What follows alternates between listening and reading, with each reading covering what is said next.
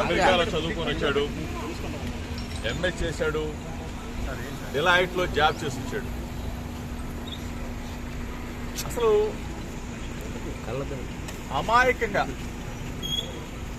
ఎటువంటి తప్పు చేయనటువంటి మా కుటుంబాన్ని నా మీద కక్ష ఉంటే ఉండొచ్చు చంద్రబాబు నాయుడు గారికి, నా మీద కక్ష ఉంటే ఉండొచ్చు లోకేష్కి. ఎగిరిగోల్డ్ ఏంటి బాబు, ఎగిరిగోల్డ్ ఆస్తులు ఆల్రెడీ అటాచ్మెంట్ లో ఉన్నాయి.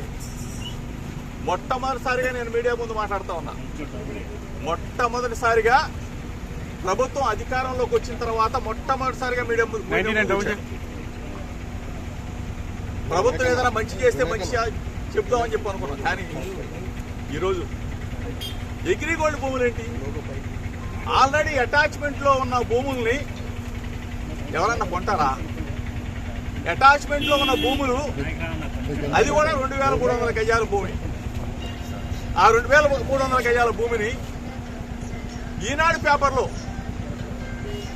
పబ్లిష్ చేసిన తర్వాత మా బాబాయ్ గారు, నా కుమారుడు ఏ విధంగా అయితే మనం కొనుగోలు చేస్తామో అట్లానే కొనుగోలు చేసి రిజిస్ట్రేషన్ చేసుకున్న తర్వాత అది మళ్ళా వేరే వాళ్ళకి అమ్మటం జరిగింది.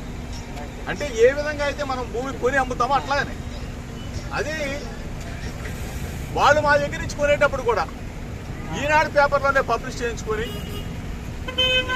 సర్వే చేయించుకొని అధికారులు ఇచ్చిన రిపోర్ట్ ఆధారంగా సబ్ రిజిస్ట్రార్ గారు రిజిస్ట్రేషన్ చేసి వాళ్ళకి అప్పచెప్తే ఎంతకన్నా దుర్మార్గం ఎక్కడన్నా ఉంటుందో చంద్రబాబు నాయుడు గారు.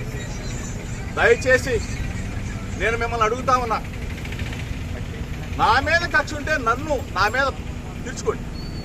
అంటే అభం శుభం తెలియని నా కుమారుడి మీద, అమెరికాలో చదివి వచ్చాడు, ఎంఏ చేశాడు, డిలాయిట్లో జాబ్ చేస్తున్నా నా కుమారుడి మీద మీరు తీర్చుకునే కార్యక్రమం చేయటం న్యాయమేనా, మీకు ధర్మమేనా అని అడుగుతా ఉన్నా. దయచేసి ఆలోచన చేసుకుని అడుగుతా ఉన్నా. ప్రభుత్వాలు వస్తూ ఉంటాయి, పోతా ఉంటాయి. మీరు అధికారంలో ఉన్నారు, దయచేసి ఒకసారి ఆలోచన చేసుకోండి. మేము అధికారంలో ఉన్నప్పుడు మీ మీదకి దాడికి రాలా. దయచేసి మీరు ఆ మైండ్లో కానీ ఆ ఆలోచన కానీ ఉంటే తీసేసుకోండి.